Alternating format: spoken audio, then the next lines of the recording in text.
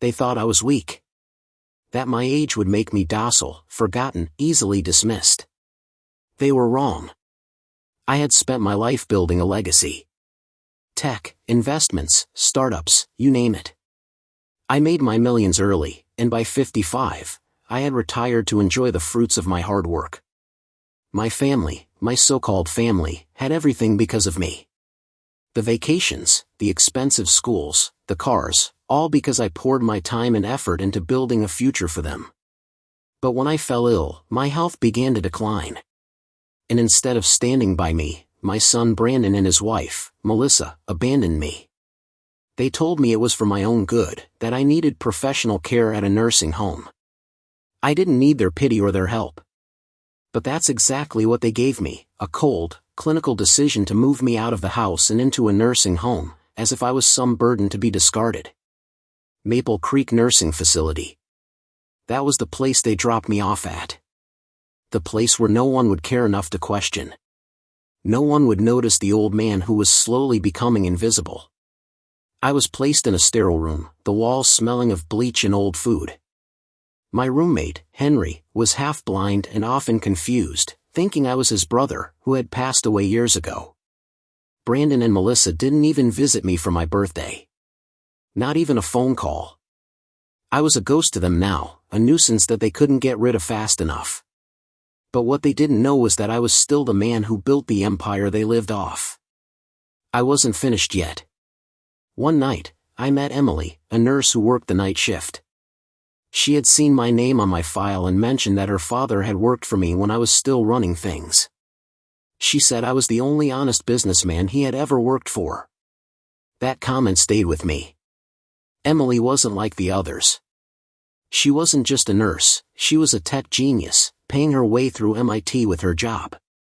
We started talking late into the night, and I realized she had the skills to help me get back what was mine. What Brandon and Melissa had never considered was that I never truly let go of everything. While they thought they were walking away with my wealth, I had kept a backup plan hidden away. I had a company registered in the Cayman Islands under a shell corporation. They thought they took it all when they left me here. But they had no idea that I was about to take back control. Emily and I worked together to break into my old accounts, get access to my investments, and clean up the mess Brandon had made of my legacy. Within weeks, we had access to everything. But that was only the beginning. I wasn't just going to get back what was mine, I was going to make them pay for what they had done. I had never been one to forgive easily. And now, my family would experience the consequences of abandoning me in the most brutal way possible. Brandon's world was about to collapse. I spent the next several months biding my time, letting the wheels of my plan turn silently in the background. I was no longer a helpless old man sitting in a nursing home. I was a man who had everything they took from me, and more. Emily was my partner in this silent war. She had helped me access my hidden assets, but she also gave me something else, her loyalty. She believed in what I was doing, and together we created a network of support I never thought possible. I wasn't just fighting for money, I was fighting for respect. For dignity. For the revenge that had been denied to me. Brandon had no idea how deep the hole he dug himself into really was. His real estate empire, built with my money and trust, was built on lies and fraud. He had hidden assets, falsified inspections, and used my name to secure loans. He thought he was untouchable. But I knew better. I knew exactly how to bring him down. Emily helped me gather the evidence, every document, every fake report, every forged signature. I had enough to send him to prison for a very long time. But I wasn't going to do that, not yet. I wanted him to feel the weight of everything crashing down first. I started small. I filed anonymous reports with the IRS and local real estate regulators. The reports included all the fraudulent documents Brandon had carefully hidden, thinking they would never be discovered. His business was audited, his properties inspected, and everything fell apart in the blink of an eye. The investigation began. Brandon was furious. He didn't understand what was happening. His office was raided, and the assets he had hidden began to unravel. He called me, his voice filled with panic and anger. "Dad, What the hell is going on? I'm being investigated. You need to fix this. I could feel the power shift in that moment. He had always been the one in control, always the one holding the cards. But now, he was begging me for help, and all I could do was smile. The man who had discarded me, who thought he could take everything from me, was now begging for my forgiveness. But there was no forgiveness coming. A week later, my phone rang. It was Brandon. Dad, we need to talk. I don't know who did this, but I'm your son. You need to help me. I'll fix everything, I swear. I'm sorry. We can get through this together. But I had no interest in getting through this with him. I'd been through enough. It was time for him to face the consequences of his actions. I knew exactly what he valued, his wealth, his status, his future. And I was going to take it all away.